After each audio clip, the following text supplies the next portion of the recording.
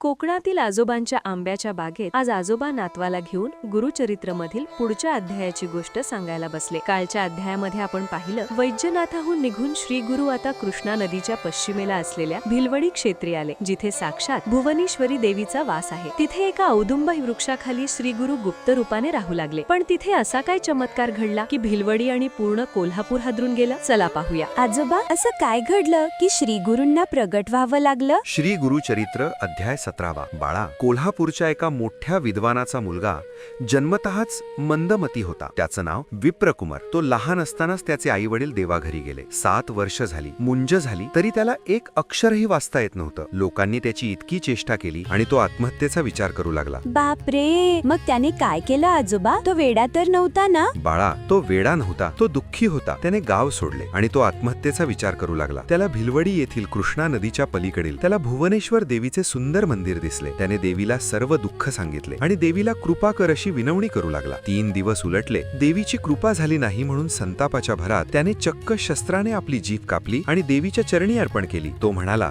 जर मला विद्या मिळणार नसेल तर या जिभेचा काय उपयोग? तो देवीला कळवळून म्हणाला, आता जर तू प्रसन्न नाही झालीस तर मी उद्या माझे शीर कापेन. त्याच रात्री देवीने त्याच्या स्वप्नात येऊन सांगितलं, बाळा, तू नदीच्या पलीकडे जा. तिथे औदुंबराच्या झाडाखाली एक महाबली तपस्वी बसले आहेत. तेच तुझी इच्छा पूर्ण करतील. मग तो मुलगा नदी ओलांडून गेला का? त्याला श्री गुरु भेटले का? हो, तो मुलगा पोहत नदीच्या पलीकडे गेला. समोर श्री गुरु शांत मुद्रेत बसले होते. मुलाने त्याच्या चरणी डोके ठेवलं. श्री गुरूंनी त्याच्या डोक्यावर आपला वरदहस्त ठेवला आणि चमत्कार झाला. कापलेली जीभ पुन्हा शाबूत झाली आणि त्या मुलाला चक्क 4ही वेद, शास्त्र आणि व्याकरण मुखोद्गत झालं. जसा लोखंडाचा स्पर्श परिसाला झाला की त्याचं सोनं होतं, तसा श्री गुरूंच्या हाताचा स्पर्श होताच तो मूर्ख मुलगा साक्षात बृहस्पती सारखा विद्वान झाला. कोल्हापूरचे जे ब्राह्मण त्याला हसत होते तेच आता त्याच्या चरणी वंदन करू लागले. वा आजोबा, श्री गुरु खरंच कल्पवृक्ष आहेत. जो मागेल त्याला ते सगळं देतात. हो बाळा, म्हणूनच तर त्यांना भक्तवत्सल म्हणतात. पण भिलवडीत अजून एक चमत्कार होणार होता. हे आपण